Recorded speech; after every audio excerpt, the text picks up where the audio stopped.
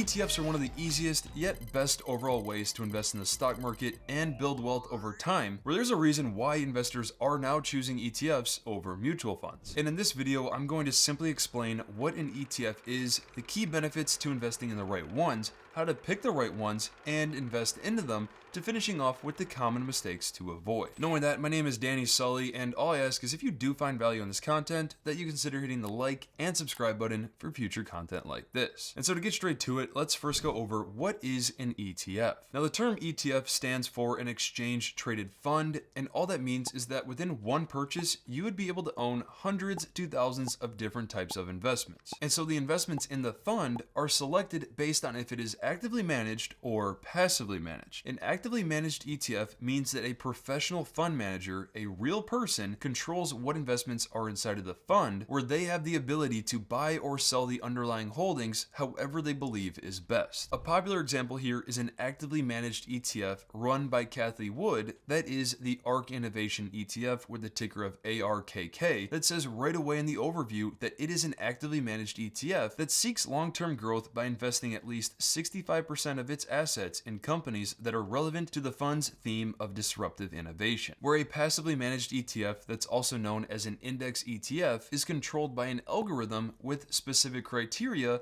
that determines what companies are eligible to be inside of the fund or not. For example, the most popular index ETF is VOO, that tracks the S&P 500 index, which means it represents 500 of the largest US-based companies and is considered a gauge for the overall US stock market that you can gain access to all within one purchase. I'll cover some of my favorite ETFs later in the video, but knowing the main idea of what an ETF is, let's now go over the key benefits of ETFs. Now you can easily invest into any actively managed ETFs that you want, but I personally prefer ones that are passively managed, known as index ETFs, or more commonly referred to as index funds. And of all the factors to consider, they are extremely easy to buy, they require little financial knowledge to do well, and once you find the right ones that you like, you don't have to be actively up to date with the market, and many brokerages even allow you to set up automatic investments that can be super convenient. Not just that, but they are typically much cheaper than actively managed alternatives. The right index funds have proven to do very well over time. Many offer great diversification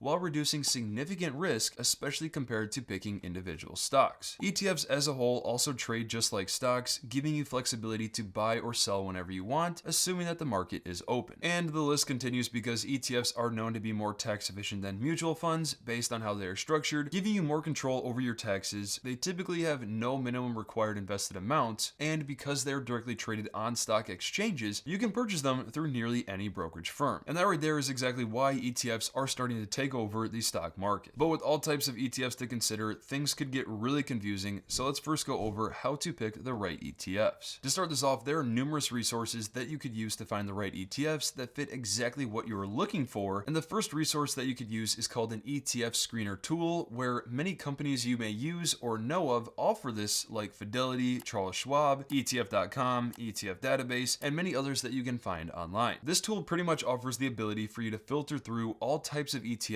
based on the criteria that you personally want to look for. So because I like Charles Schwab's display the most and I use them with my own brokerage account, to understand how this works, let's say that you want to factor things out based on your total holdings, Morningstar's 10-year ratings, the total returns over the past 10 years, its distribution yield, and exposure to the USA market. From there, you can see the criteria to choose from, where you can select exactly what ranges you want narrowed down for each. Notice how as you narrow down each factor, the amount of ETFs that match get reduced, so if you notice there is 0, you're gonna want to change certain filters. This is just a simple example to look at, but you can see that 11 total ETFs match the filters I placed, and that one of them is the popular S&P 500 index fund VOO. Say you want to see a few more options, you can easily adjust things like, say, the total holdings, you add more of a range to it, now you have 18 ETFs that are in the criteria of what you're looking for. All in all, whether you're brand new to ETFs or want to advance your exposure to particular markets, screener tools could be a very easy way to become aware of top options to consider. Aside from that, another tool that you could use is an asset correlation tool, where this one I like to view is from Portfolio Visualizer, where you can see below popular ETFs and how much they correlate with each other. For example, the iShares Small Cap ETF has a 0.88 correlation with the S&P 500 ETF IVV, and all that means is that the closer of a correlation an ETF has with another, the more likely they they are to move in the same direction, whether that be up or down in value. So if you see one closer to zero or even negative like many of the treasury bond ETFs to the S&P 500, that is because the performance of each are not correlated with each other. With this tool, near the top, you can see a way to input your own ETFs, and a simple example of similar ones that correlate together would be the S&P 500 VOO with a large cap growth ETF like SCHG, where they correlate very closely to each other, and you can also compare data like their annualized returns and standard deviations that they have averaged over the past 10 years. Another resource you may find helpful is to look over the top ETFs by assets provided by the ETF database, where you can see VOO is the largest one, with many other popular large cap ETFs that you may have never even heard of. Looking over these could be very interesting because you may find ones that you've never heard of that may end up being really good options that you want to consider. Or let's just say that you come up on QQQ, that is one of the most popular ETFs tracking 100 of the largest non-financial companies on the NASDAQ, but if you scroll down, you would notice that there's an ETF called QQQM. Now, QQQM tracks the exact same index, but is slightly cheaper and is the better alternative for those that are simply looking to hold it long term. And the last tool I'm going to mention here is one of my favorites, and that is an ETF overlap tool offered by the ETF Research Company. This tool allows you to compare the overlap among the ETF's underlying holdings and how much it's weighted to see how much they truly overlap each other. For example, I said QQQ and QQQM are the exact same, and this tool proves it by showing 100% overlap where each currently have 101 holdings. Another example that's important to know is if you compare a total stock market index fund like VTI with the S&P 500 ETF VOO, and you'll see there is an 88% overlap by weight because 497 of the holdings are overlapped between the two. This overlap is why I personally don't own both VOO and VTI in the same portfolio, which I made an entire video comparing the differences and which to pick, so if you want to check that out, I'll have it linked in the description below. And not to mention, but I also have created an entire index fund cheat sheet that I have created completely free for you, linked below, but I will mention that nearly every index fund that I compare with, I like to use this tool to make sure that I am optimally diversifying my investments the way that I want. But to summarize the main things that I look at when investing in ETFs, especially in taxable brokerage accounts looking to be heavily invested for long-term growth, I first aim for index ETFs with low expense ratios, low dividends, because dividends trigger taxes no matter if you reinvest them or not, which if you are one that wants dividends, make sure that they are qualified dividends. To check this, a popular dividend ETF I like is called SCHD by Charles Schwab, and if you look up the qualified dividend income percentage, you can see that it indeed triggers 100% qualified dividends. Aside from that, other tips I recommend when investing in ETFs is to hold them for at least 1 year so that your gains are taxed as long-term capital gains, which is a much more favorable tax bracket. Also be aware of foreign tax on investments and to consider tax loss harvesting, which is pretty much selling an investment for a loss to offset other capital gains. Now, if you feel stuck and want more ideas, I'll have other relevant videos below to other content that I've created on ETFs that I think you could find great value from. But moving on from there, let's now go over how to invest in ETFs. I'll keep this section short because it's actually really quick and easy to do once you've done it a few times, and understand that buying an ETF works the exact same way as buying an individual company's stock. So as long as you have a brokerage account set up, this should be pretty simple. Which not to mention, but if you want to see some of the top investing platforms to learn more and get started with, I'll have a direct link below to some of my favorite ones. But let's say that you are using Fidelity. Most of the platforms have the exact same style format to buy an ETF, and from their page, you'll see in the right corner a search bar. Let's say you want VOO. Once that pops up, click it, and from there, you can see more information to learn more about the investment. And if you're ready to buy, click buy and then select the account you want to buy it through. Make sure it's the right ticker VOO, confirm it's the buy action, type in the quantity that you want. They also have a calculator tool if you want to simply input a dollar amount for fractional shares and then click the order type you want. For most, that will be a market order. You'll then see an estimated value pop up, preview the order, and then you'll be able to officially submit the purchase. So now that you know how to invest in ETFs, let's now finish off the video with the common mistakes to be aware of. Because there are so many things I've learned after investing and creating content for numerous years, to break down the most important mistakes,